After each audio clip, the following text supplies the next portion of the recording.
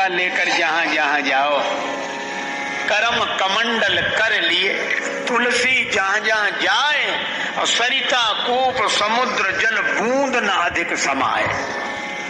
मिल ही नहीं सकता, भाग्य में जो लिखा है कर्म से। अच्छा, अब एक बात सोचो जरा, गंभीर बात है। जब हम लोगों को कर्म से ही मिलता है और भाग्य में जितना लिखा है उतना ही मिलता है, तो भगवान को मानने की जरूरत क्या है?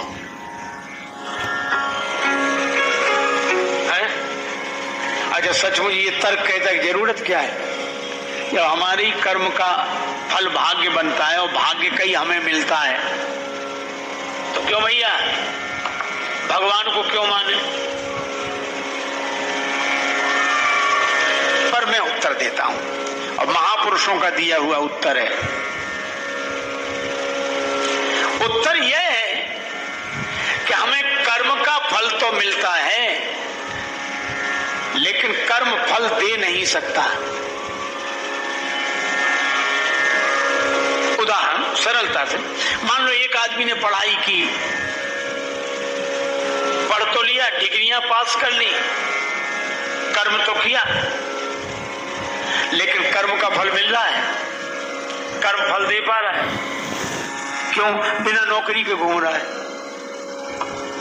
पढ़ाई लिखाई तो है पर नौकरी नहीं मिल रही है, तो क्या पढ़ाई उसे नौकरी देगी? नौकरी जब कोई देगा तो पढ़ाई के कारण ही देगा। नौकरी जब कोई देगा तो पढ़ाई के कारण ही देगा। इसका अर्थ है कि पढ़ाई का ही फल उसे मिलेगा, लेकिन पढ़ाई फल दे नहीं सकती। और दे देती तो उसी दिन से दे देती जिस दिन पढ़कर बाहर निकला था। तो कर्म का फल व्यक्ति को मिलता है, पर कर्म फल दे नहीं सकता। और कर्म फल तब देता है जब कोई हमारे कर्म को स्वीकार कर ले। हम डिग्रियां लेकर घूमते हैं, भैया नौकरी दे दो। अच्छा, नौकरी तो ठीक है, पढ़ाई लिखाई ठीक है, आ जाओ। तो जब उसने आपकी पढ़ाई को स्वीकार कर लिया, नौकरी दे दी, तब पढ़ाई का फल मिलने लगा कि नहीं? क्यों भाई? जब नौकरी उसने दे दी तो पढ़ाई का है, हाँ ना बोलो, बोलो भाई। जब पढ़ाई की नौकरी दे दी तो पढ़ाई का फल मिलने लगा कि नहीं?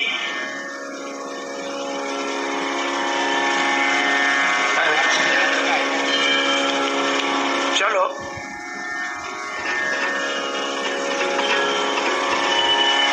ठीक, आपको बात याद होगी, आप बड़े प्रेम से सुन रहे हैं। जब कोई नौकरी दे देता है तो पढ़ाई का फल मिलने लगता है। अच्छा, नौकरी वो देगा जिसे जरूरत है। जिसे जरूरत होगी वही तो आपका कर्म स्वीकार करेगा। बस मैं भी आपसे यही कहता हूं कि भगवान कितने उदार हैं और भगवान को क्यों मानना चाहिए? इसलिए क्योंकि भगवान को हमारे कर्म की जरूरत नहीं है, तो भी बिना जरूरत के हमारे कर्म स्वीकार करके उन कर्मों का फल हमें देते हैं। इसलिए हमें भगवान को मानना चाहिए। जननी जनक बंधु सुत दारा, तनु धन भवन सुहृद परिवारा। तो धन का भी ऐसी रखवाली करो। गैया आओ आओ आओ, गौ माता आओ आओ, आप तो गोपाल जी की गैया हो, कभी गोपाल जी भी दर्शन देंगे। पक्षी है, अरे राम नाम का बीज, राम नाम का, अरे तुम भी राम जी के पक्षी चुगो। और तुकाराम ईमानदार आदमी सोच, जिसने खेत दिया था उसने भी भरोसा किया, पर जब फसल कटने का समय आया तो वो खेत मालिक देखने गया, सब साफ।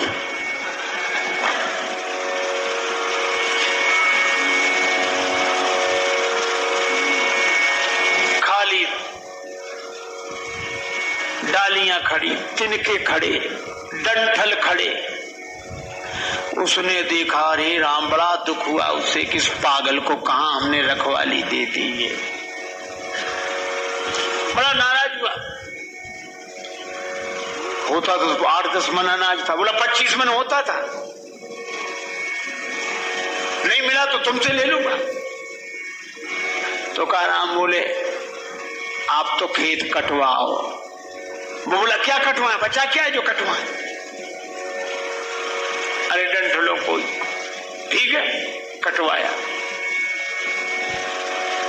तृणहु ना या में रहो कहां से तुकाराम देत, और कट कट के खेत खलिहान बीज आयो है। लोग कहते थे इसमें तिनका भी तो बचा नहीं, तुकाराम देंगे कहां से? तृणहु ना या में रहो कहां से तुकाराम देत, कट कट के खेत खलिहान बीज आयो है। अब फसल खलिहान ऊपर से दाएं दई वर्धन की बार बार, और झाड़ झाड़ झाड़ून ढेर सो लगायो है। बैलों से दाएं थी गई, कुचला गया, ढेर लगा दिया। पवन के झकोरन उड़ायो भूसा को भार, और रास पे बिहारी ने रहसियों रचायो है। काटत उड़ावत विनीत जो न जान परी, दौलत धान पूरे 25 मन पायो है। तुकाराम के चरणों में गिर गया। तुकाराम बोले भैया बड़ी कृपा, भगवान ने हमें बचा लिया कलंक से। ऐसी तुकाराम की पत्नी ऐसी प्रतिकूल। महाराज एक बार गन्ने हुए, कुछ तुकाराम बेचने गए, लौट के आए, से एक गन्ना बचा। पत्नी बड़ी खुश, गन्ने बिक गए, बिके नहीं, मार्ग में बाल गोपाल मिल गए थे। गोपाल जी को खिलाया, गोपाल जी गन्ना खाओ, गोपाल जी गन्ना खाओ, गोपाल जी गन्ना खाओ।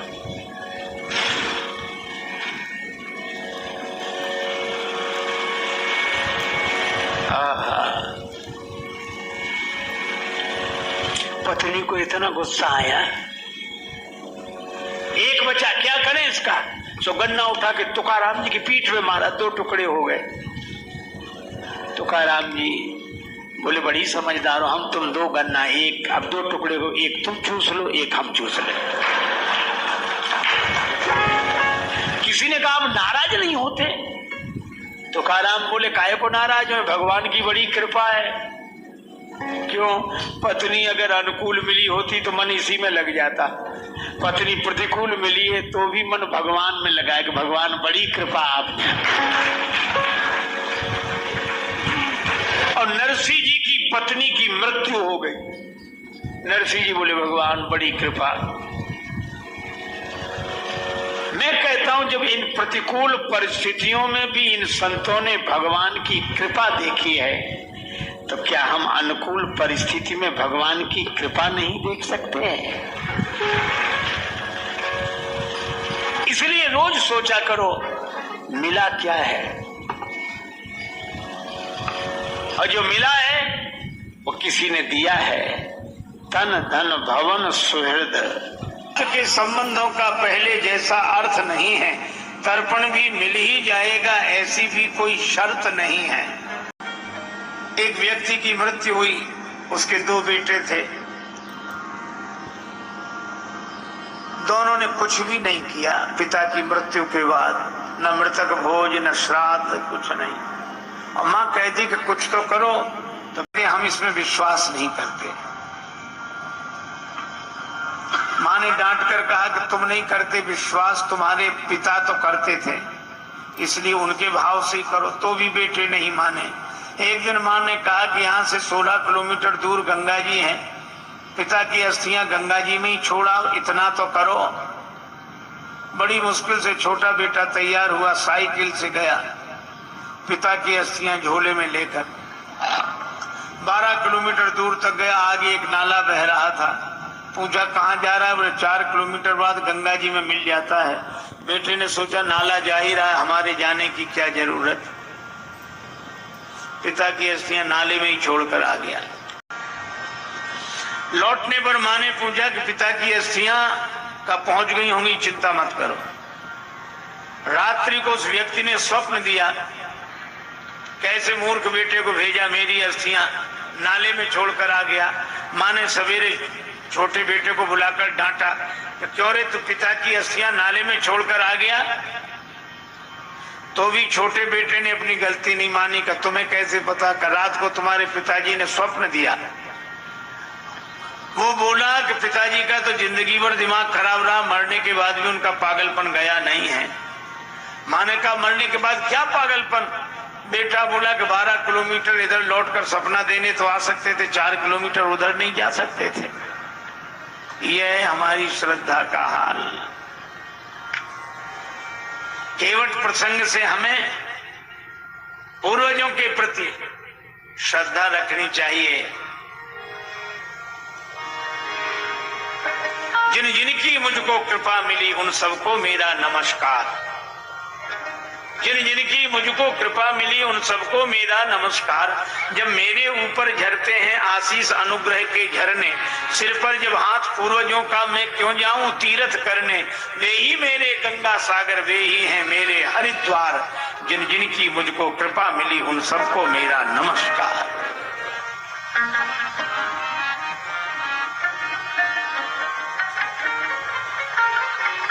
ये दौलत किसी के बदौलत मिली है, उनका श्रद्धा पूर्वक स्मरण करना चाहिए। एक बात तो यह है, और दूसरी बात यह है कि जो भगवान के भरोसे होता है उसके पूर्वजों का उद्धार बिना विधि के ही हो गया। न गया जाना पड़ा, न श्राद्ध करना पड़ा।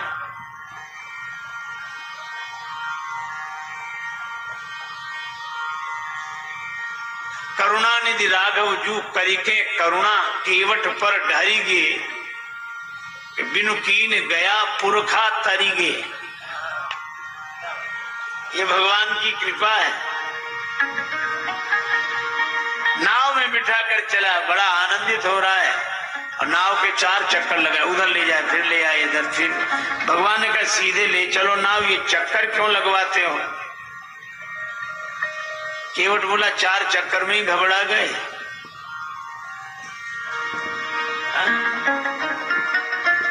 आप तो जीवों को 84 लाख योनि के चक्कर लगवाते हो। भगवान मुस्कुरा पड़े, केवट उस पार ले गया। उतरी ठाण भये सुरसरी रेता,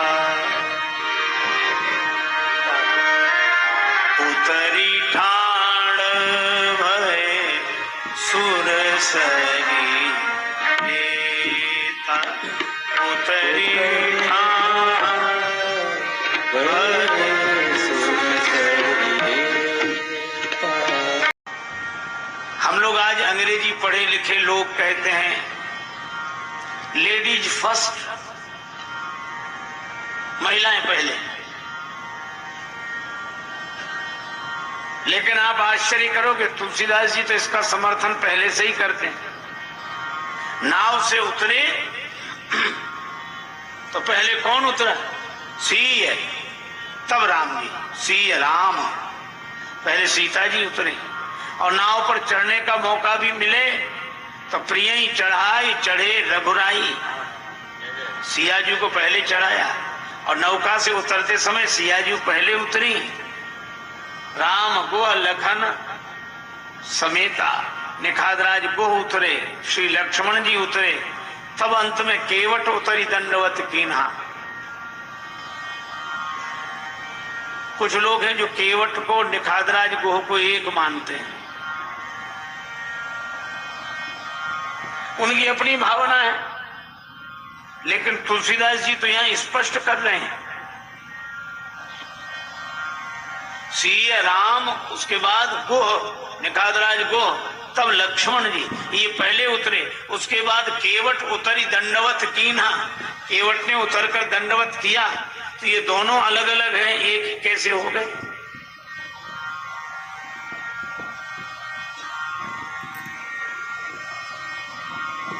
केवट ने उतरकर दंडवत किया। लक्ष्मण जी ने कहा कि वाह, उस तरफ तो अकड़ रहे थे, इधर तो चरण पकड़ रहे हो।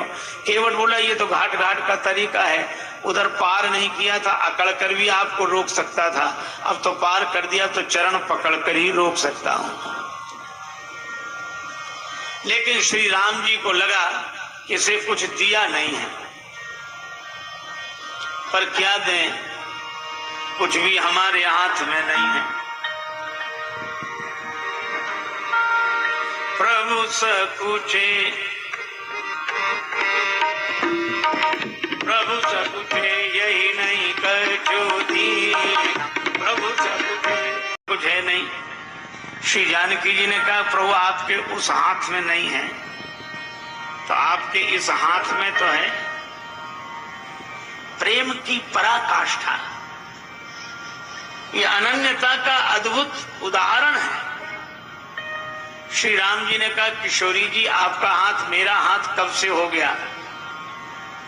जब से मेरे पिता ने मेरा हाथ आपके हाथ में दिया तब से यह हाथ भी आपका हाथ हो गया।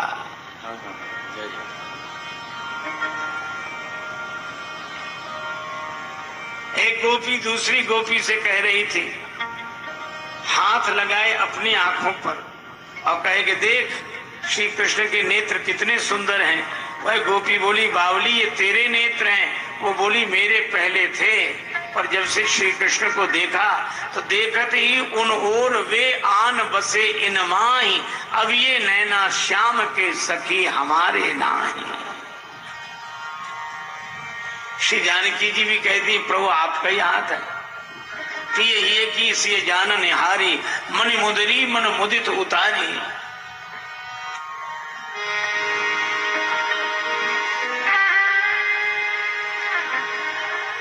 कहे वो कृपालु ले लो। केवट ने चरण पकड़ लिए, कुछ नहीं चाहिए महाराज। क्यों नहीं चाहिए? का मैं आपसे मांगने के लिए तैयार खड़ा था कि मेरे घाट पर आज भगवान आ रहे हैं, भगवान से ही मांगूंगा, और भगवान से मांगूंगा तो फिर किसी और से मांगना नहीं पड़ेगा। यही जांचत जाचकता जरी जाओ। कहा कभी जाके राम धनी, पर राम धनी हो तो कभी नहीं है।